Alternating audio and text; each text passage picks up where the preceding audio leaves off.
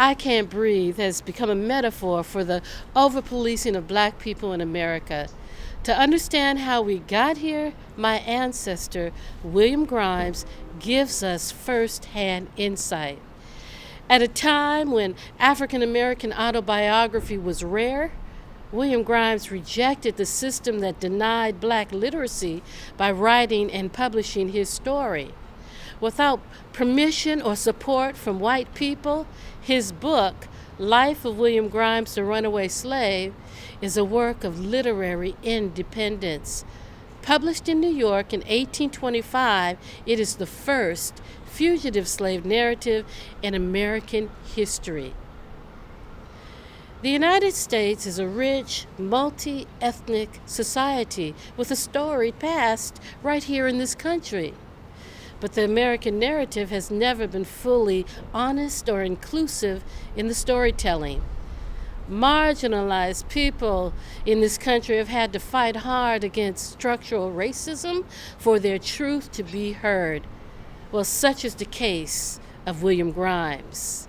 His book, barely touched by scholars, was buried deep for 168 years before it reached across time to me. For 5 generations, fragments of family story were kept alive until I was able to piece together his genealogy and link it to mine. It then became my mission to bring his story to a new generation.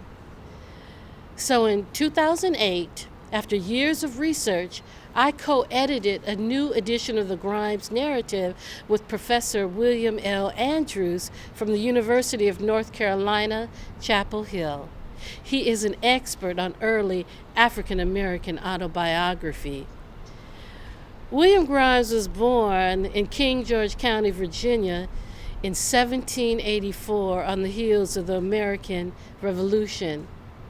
His father, Benjamin Grimes, was a wealthy white planter who inherited Eagle's Nest, and his mother was an enslaved black woman owned by Dr. Stewart on a neighboring plantation. At the age of 10, he was sold to a far-off plantation where he knew no one. He grew up to be a rebellious slave. He endured 10 owners, 4 from Virginia and 6 from Savannah, Georgia. In 1815, he escaped from slavery as he hid among bales of cotton on a vessel bound for New York. From there, he made his way to New Haven, where he began a new life, even though he was still a fugitive on the run. He lived in constant fear of apprehension, which weighed heavy on his psyche. He was always looking over his shoulder, fearful that his master was hot on his trail. Whenever that happened, he would just uproot altogether for another New England town. That same fear, I imagine, lives in the minds of the undocumented today. Well, 9 years later, Grimes' worst nightmare happens. His master finds him. By this time, he is married. He has children, he's a homeowner, and a barber by profession. He had no choice but to give up the deed to his home in order to pay for a freedom that was never fully recognized. Well, shortly after his ordeal, he began to write his story, one that reads like no ordinary memoir. Instead, to recount his life is to put the hypocrisy of American liberty and democracy on blast. Bill Andrews likes to say that his book reads like a list of grievances against the United States. And it was through Bill that I learned just how precedent-setting the Grimes narrative is. William Grimes was the first person to go through slavery in the South and write about it. Now, he's not merely writing for himself. His narrative gives voice to all of those who were never allowed to speak their truth. His book is significant for many reasons, but in today's climate, it amplifies a deeply entrenched culture of the over-policing of black bodies in the United States and the rise of the prison system that designed to control them. He writes lucidly about the brutality, power, and control that overseers and slave drivers had on the plantations he lived in the South. In urban Savannah, he introduces us to the Savannah Watch, which is a group of white male citizens appointed to patrol the city streets in order to oversee the movements of black people. His account of the jail system in Savannah remains as one of the earliest known. He witnessed firsthand the horrific and barbaric conditions and wrote about it. In the free New England area, William Grimes also describes his encounters with ordinary citizens empowered to deputize any black person with questions about their whereabouts or their actions or where they're going.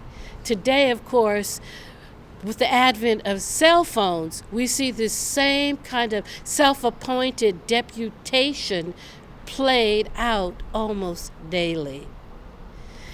In terms of economic empowerment, William Grimes understood that home ownership would put him on solid financial footing akin to white people. So when his home was forced out of his hands and his family faced living in the streets, we can only imagine the seemingly impossible struggle it would take for him to start all over again. In fact, he would never recover the same financial means he once had. But my research shows a much different outcome for the heirs of Eagle's Nest, which was the home of William's white father, Benjamin Grimes. That plantation, which still stands, remained in the family for 300 years before it was sold to an outsider in 1974, the year I began school at Berkeley High's West Campus. His book ends with a very telling message to the government that I would like to read to you from my book.